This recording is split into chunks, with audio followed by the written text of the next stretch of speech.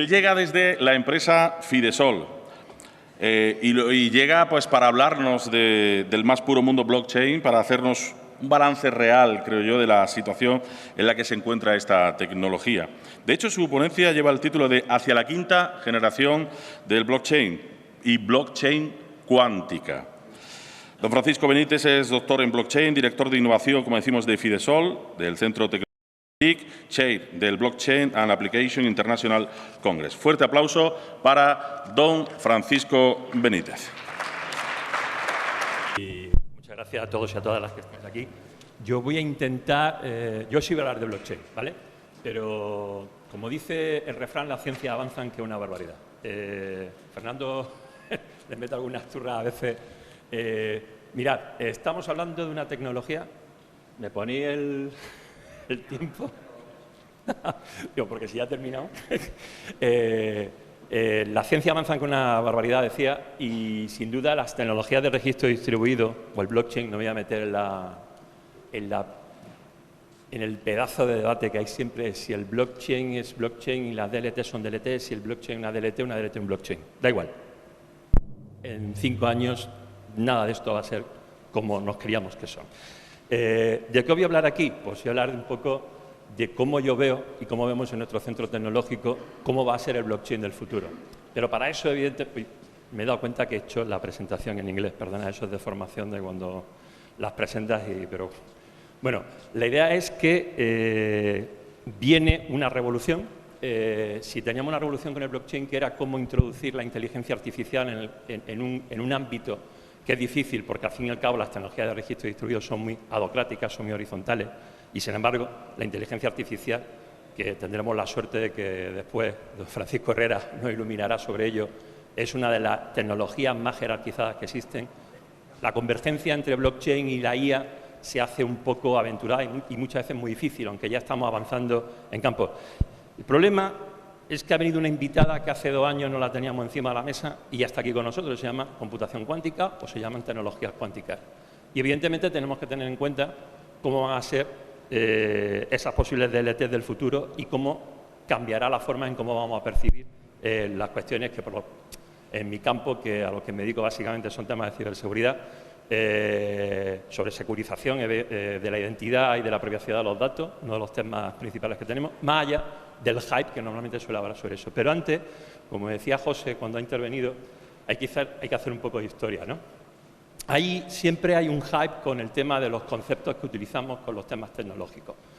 Ya sabéis la confusión que existe entre si estamos hablando ahora mismo en Internet de la web 3.0 o de la web 3, que al fin y al cabo son dos cosas totalmente diferentes, porque la web 3 sería la que vendría montada sobre tecnología de registro distribuido, y la web 3.0 no deja de ser una evolución de cómo utilizar la web semántica, y tenemos ya una de las claras exponentes que me imagino que todos y todas ya habréis utilizado, que es GPT-3, que al fin y al cabo utiliza las posibilidades de la inteligencia artificial para poder desarrollar otro tipo de Internet o otro tipo de generación de conocimiento o de valorizar la información. Bien, hablando de ese hype, nos gusta mucho el marketing. Entonces, hablar de la blockchain 0.10, que sería básicamente la del Bitcoin cuando nació en el año 2009, y luego hablaríamos de blockchain 2.0 porque introducimos el concepto de smart contract con el tema de la red de Ethereum. Y aquí ya viene el gran problema. ¿Qué sería la blockchain 3.0? ¿Qué sería la blockchain 4.0? Que la habréis escuchado más de una vez, o la habréis leído en medios especializados, pero sin embargo en el mundo académico no es así, porque la blockchain 3.0 se suele referir al uso de DLT y como si las DLT fueran una cosa diferente del blockchain, y el blockchain 4.0 se utiliza para cuando hablamos ya de aplicaciones industriales. Bueno, os tengo que decir que desde el punto de vista investigador y académico, eso para nada es así. Nosotros hablamos de generaciones. La primera generación sería la del Bitcoin, la primera blockchain, la blockchain del fuego inicial.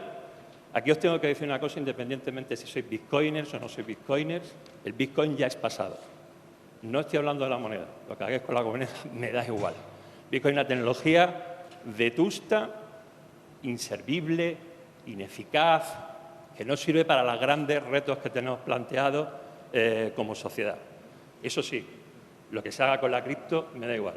Y podréis decirme, pero Paco, ya hay muchos layers, se han inventado muchísimas plataformas. Da igual, es una tecnología que a día de hoy está ampliamente superada. La segunda generación viene a ser todo el ecosistema de Ethereum porque introducimos el tema del smart contract dentro de una gran revolución, por cierto. Los smart contracts no fueron un invento de la red Ethereum, fue una inclusión de la red Ethereum de lo que ya hace muchos años, en la década de los 90, Szabo escribió sobre cómo se tenía que definir un smart contract en plataformas descentralizadas. Lo que quiero decir con esto es que prácticamente todo está inventado. El truco está en encontrar el punto adecuado en el momento en el que tienes que mezclar tecnologías para provocar grandes convergencias. Aparte de eso, sí ya entramos en una dinámica ya más compleja de qué sería la tercera generación. Para mí, la tercera generación, y para la mayoría del mundo académico, hablaríamos de todo lo que tiene que ver con el ecosistema de Hedera. Hedera tiene una aplicación en el ámbito del IoT, del Internet de las Cosas, que están todavía por descubrir, que son robustos, que nos permiten securizar sistemas de tráfico de datos en tiempo real, uno de los grandes retos que tenemos en los temas de ciberseguridad, y que ya tiene todo un ecosistema que estáis viendo en la pantalla, que se puede utilizar y que está en el mercado. Y luego viene la cuarta... Y en función antes de entrar en la cuarta generación, que es la que tenemos ahora en vista, hay una serie ya de problemas que se derivan de todo esto que estoy diciendo sobre el tema de la taxonomía a la hora de cómo vemos o entendemos que tiene que ser una DLT. Que esto tiene implicaciones desde dos puntos de vista. Uno es el de la interoperabilidad y el otro es el de la escalabilidad, que son dos problemas que tenemos. Y otro que se está metiendo en el debate, que es el de la estandarización. Yo soy de los que opino que a mí la estandarización no me preocupa porque necesitamos soluciones y tecnologías diferentes para problemas diferentes. El problema sería el de la interoperabilidad, conseguir que unas hablen con otras. Como veis, ya tenemos muchas, desde los grafos cíclicos dirigidos, acíclicos dirigidos, Hashgraph, Corochain, Tempo, NDLs, blockchain. Lo que quiero deciros es que estamos en los 2 o 3 últimos años viendo la aparición de DLTs que no son blockchain, de blockchain que no son DLTs. De tecnología, básicamente todas son, evidentemente, como os podéis imaginar, permisionadas y federadas o privadas, porque tienen sentido para las aplicaciones en las que se desarrollan. Y aquí he puesto algunas de ellas. Por ejemplo, Holochain, que tiene como visión transformar la forma en cómo se va a hacer la Web3. O Definity, un proyecto que nace en Suiza, de una fundación que utiliza unos modelos de consenso que son sostenibles y que provocan el uso de los grafos con los que crean y generan los bloques de una forma que todavía no terminamos de ver desde el punto de vista técnico de la perspectiva investigadora. Y aquí voy a referirme brevemente a una que conozco muy bien, que tengo a los de su interfecto, de su inventores allí, esa que veis ahí que se llama NDL, es de una empresa malagueña que está en el PTA, de Evolution, que como Carlos Velasco, su CTO, va a explicar de qué va luego sobre la UNA, tengo entendido, pues no voy a decir más nada, salvo que ellos han visto el futuro. ¿Por qué han visto el futuro? Pues porque llevan muchos años trabajando en una red neuronal de blockchain y, curiosamente, el modelo que han desarrollado, que se llama ARCA, tiene que ver mucho con lo que ha dicho un señor en un paper que salió hace... Bueno, un paper no, ni siquiera un white paper. Con un documento, un señor que os sonará, se llama Tim Berners-Lee, que ha hablado de un proyecto que se llama Solid, donde dice que la Web3 no tiene que ser descentralizada mediante blockchain, sino con otro paradigma que él llama pods. Pero precisamente los amigos de Bioevolution han visto el futuro y están trabajando sobre ese tipo de tecnología. Dicho esto, fijaros todas las que conviven. Aquí ninguna ha eliminado a otra, cada uno puede utilizar la solución que crea más apropiada, pero, como os decía, ha venido algo que no nos esperábamos, y era la irrupción de las capacidades de las tecnologías cuánticas para el desarrollo de DLTs, de tecnologías de registro distribuido. Aquí ya estamos empezando a hablar de blockchain cuánticas, estamos hablando de cómo mezclar el blockchain con la inteligencia artificial para, con las capacidades cuánticas, aumentar la robustez de los sistemas de ciberseguridad. Y, como os decía antes, lo primero que tenemos que intentar arreglar es cómo la IA conviva bien con la blockchain, especialmente por esas capacidades que tiene de ser centralizada, opaca, en el sentido de que todavía no sabemos cómo controlar la algoritmia de la inteligencia artificial, lo que se conoce como efecto de caja negra, donde hay un campo de investigación trabajando sobre cómo trabajar en ello para securizar los sistemas de gestión de los algoritmos dentro de los sistemas de inteligencia artificial, que evidentemente chocan mucho con los conceptos de inmutabilidad, transparencia y todas las propiedades que le conocemos, que son comunes a las DLT y que además ya fueron certificadas por la Unión Internacional de Telecomunicaciones en un memorándum que sacaron el 1 de agosto del año 2019, si la memoria no me falla, donde venían las 3 capas que toda DLT tiene que tener para ser considerada como tal, para poder ser inscrita, por ejemplo, en un registro de patentes. Y luego viene otro de los grandes retos que tenemos, que es el de la criptografía postcuántica. Habréis leído, ya sabéis que el hype de las redes sociales, cómo se publica, a la velocidad que va todo. Hace 3 días se publicó de que el centro, el núcleo de la Tierra se estaba deteniendo. Ya habéis visto todo lo que ha habido. Que no es que se ha detenido y ha cambiado de dirección, que es que se está deteniendo. No, otros dicen, no se ha detenido y va a cambiar la dirección con respecto a la rotación de la Tierra. Se ha publicado ya mucho. Pues lo mismo ha pasado en el mundo de la criptografía cuántica, porque hace 5 días apareció una noticia de un paper que se publicó en Nature de un grupo de investigación chino que decía que habían roto una clave criptográfica con un hash de 2024 bits y lo hicieron con el algoritmo de Shor. Los algoritmos de Shor son los que se utilizan en computación cuántica. Fijaros cómo es esto, que cuando yo lo vi, Nature, mi equipo científico chino, algoritmo de Shor, lo publiqué, lo puse en LinkedIn. Es curioso porque 4 horas después salían equipos de investigación refutando. Dice, primero, la noticia que aparece con el epígrafe en varios medios de comunicación especializados está mal, no utiliza el algoritmo de Shor, utilizan el algoritmo de Schnorr, que tiene, esto de no saber alemán tiene sus problemas, como bien sabéis, y a partir de ahí ya decae absolutamente todo. Tan es así que 2 días después ya se han publicado los primeros artículos defendiendo que lo que dicen realmente todavía no es demostrable y que evidentemente no se utilizan con algoritmos de Shor. ¿Qué significa todo esto? Pues que así avanza la ciencia. Ensayo y error y meteduras de pata tras meteduras de pata.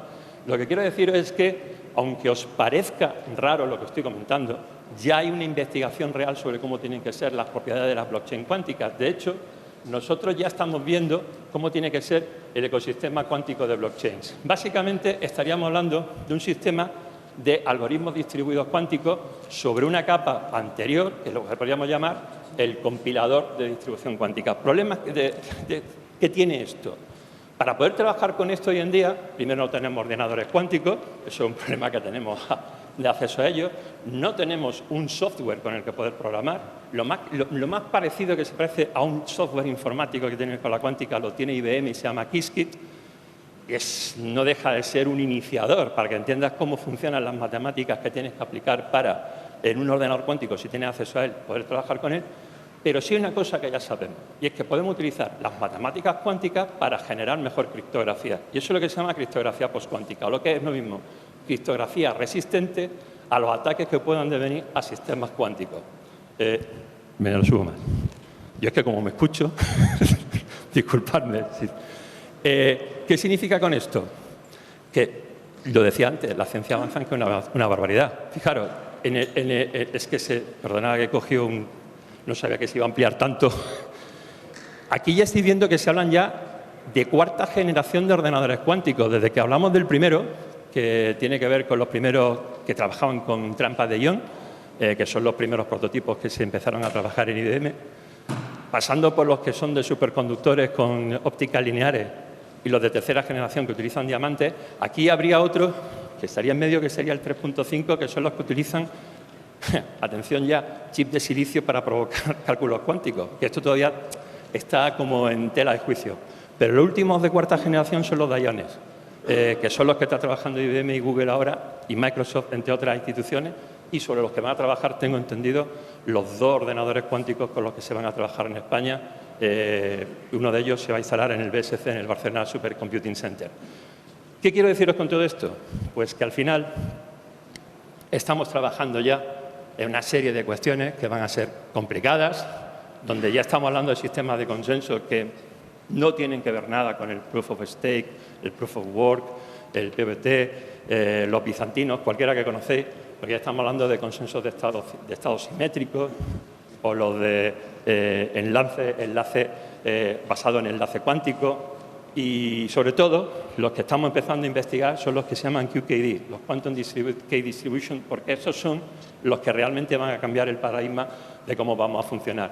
A la derecha veis cómo sería la estructura de una blockchain cuántica. Si os dais cuenta, en el layer final lo que tenéis es cómo se producen las claves criptográficas cuánticas, que son las que permitirán securizar los datasets y la tokenización de lo que vayamos a hacer en el sistema.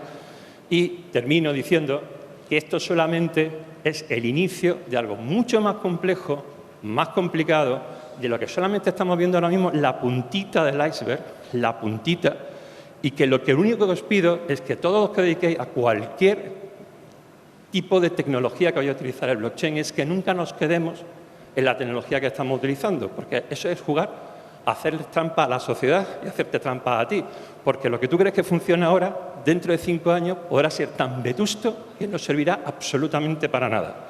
Y esa es la mentalidad que hay que tener con el blockchain. Igual que la inteligencia artificial, como explicará ahora Paco, han tardado 100 años en tener modelos con los cuales poder trabajar la sociedad. Estamos hablando de una tecnología que no tiene más de 13, en la que está apenas en cierne de cómo la podemos utilizar para algo que será tan asombroso como lo que ha dicho José, de que necesitarán modelos de securización de los datos que van a provocar en el IFMIF, dice en el 2050, si no nos hemos cargado el planeta antes, tal como lo estamos haciendo. O sea, a lo mejor lo que tenemos que securizar es nuestras pautas de conducta antes de poder hablar de hacer cualquier cosa. Lo que sí quiero decir es que estoy convencido que evidentemente el IFMIF va a trabajar con blockchain, pero que la blockchain con la que va a trabajar el día que esté plenamente operativo no tendrá que ver con nada de ninguna de las que estamos trabajando, incluso nada de lo que he dicho esta mañana. Un placer y nos vemos a lo largo de la mañana. Gracias.